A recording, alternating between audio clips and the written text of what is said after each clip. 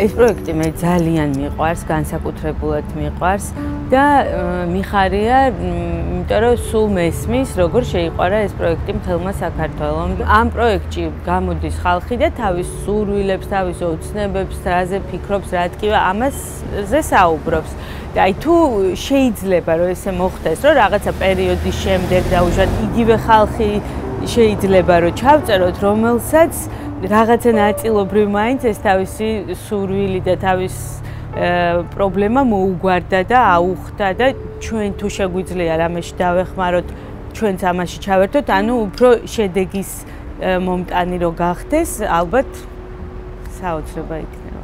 რა ვიცი, აი ეხა საახალწლო განწყობა არის და პერიოდი და ახალი წელი ერთხელ დგება და ჩვენ ყველა ჩვენ რაღაც ჯადოსნურ სურვილებს ვიფიქრებთ ახალი წლის ღამეს.